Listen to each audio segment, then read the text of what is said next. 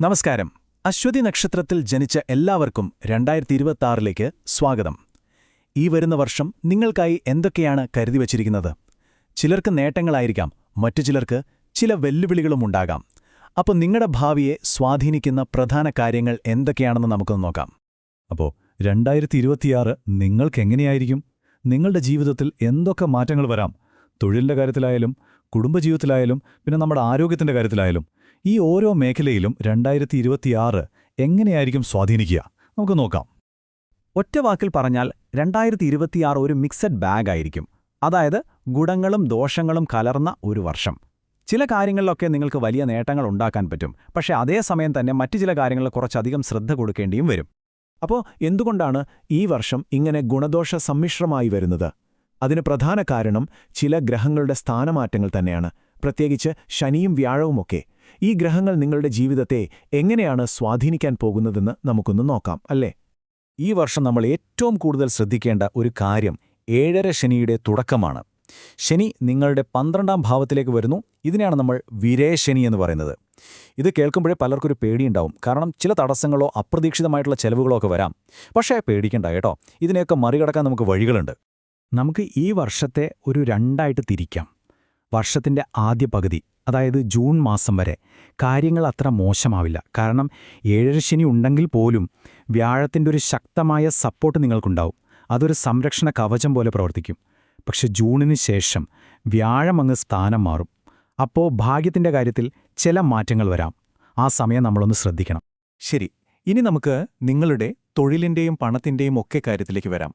നേരത്തെ പറഞ്ഞ പോലെ ഇവിടെയും അവസരങ്ങളുണ്ട്, പക്ഷേ കുറച്ച് ശ്രദ്ധയും വേണം. ആ ഒരു സമ്മിശ്ര ഫലം ഇവിടെ വളരെ വ്യക്തമാണ്. ആദ്യം നല്ല കാര്യം പറയാം.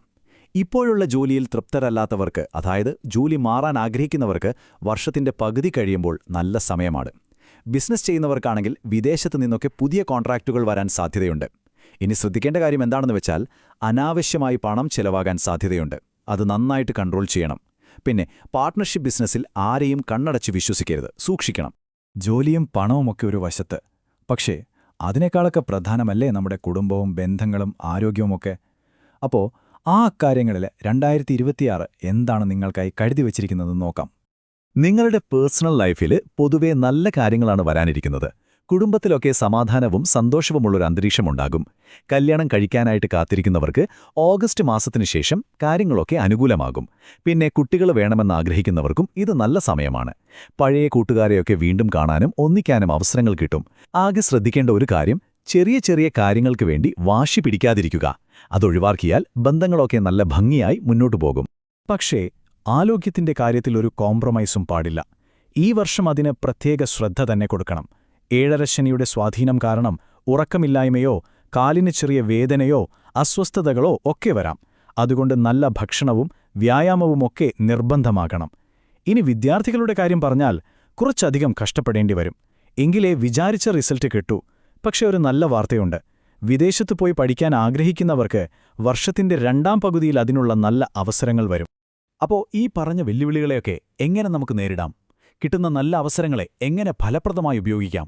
അതിന് സഹായിക്കുന്ന കുറച്ച് ലളിതമായ പരിഹാരങ്ങളുണ്ട്. അതാണ് നമ്മൾ അടുത്തതായി നോക്കാൻ പോകുന്നത്.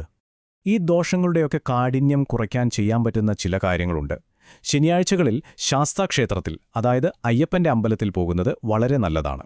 അവിടെ ഒരു നീരാഞ്ജനം വഴിപാടായി സമർപ്പിക്കുക. അതോടൊപ്പം എല്ലാ ദിവസവും ഹനുമാൻ ചാലിസ ജപിക്കാൻ ശ്രമിക്കുക. അത് നമ്മുടെ ആത്മവിശ്വാസം വർദ്ധിപ്പിക്കാനും തടസ്സങ്ങളൊക്കെ മാറാനും സഹായിക്കും. പിന്നെ ശനിയാഴ്ചകളിൽ എള്ള് ദാനം ചെയ്യുന്നതും നല്ലതാണ്. ഇതൊക്കെ കേട്ടെങ്കിലും അവസാനം നമ്മൾ ഓർക്കേണ്ട ഒരു പ്രധാനപ്പെട്ട കാര്യമുണ്ട്. ഈ ഗ്രഹങ്ങളൊക്കെ നമുക്ക് വഴികാട്ടികൾ മാത്രമാണ്. നമ്മുടെ ജീവിതത്തെ ശരിക്കും മുന്നോട്ട് കൊണ്ടുപോകുന്നത് നമ്മുടെ കഠിനാധ്വാനവും ആത്മവിശ്വാസവുമാണ്. ആ ഒരു വിശ്വാസം, അത് മാത്രം കൈവിടാതിരിക്കുക. അതുണ്ടെങ്കിൽ ഏത് വെല്ലുവിളിയെയും നമുക്ക് മറികടക്കാം. അപ്പോൾ 2026 നേരിടാൻ നിങ്ങൾ തയ്യാറല്ലേ? ഈ പറഞ്ഞ കാര്യങ്ങളൊക്കെ മനസ്സിൽ വെച്ച് വെല്ലുവിളികളെ നേരിടാനും വരുന്ന അവസരങ്ങളെ ശരിക്കും മുതലെടുക്കാനും തയ്യാറാകൂ. നല്ലൊരു മുന്നൊരുക്കത്തോടെ ഈ വർഷത്തെ സമീപിച്ചാൽ ഉറപ്പായും 2026 നിങ്ങളുടെ ജീവിതത്തിൽ ഒരു മികച്ച വർഷമാക്കി മാറ്റാൻ സാധിക്കും. എല്ലാവർക്കും ഒരു നല്ല വർഷം ആശംസിക്കുന്നു.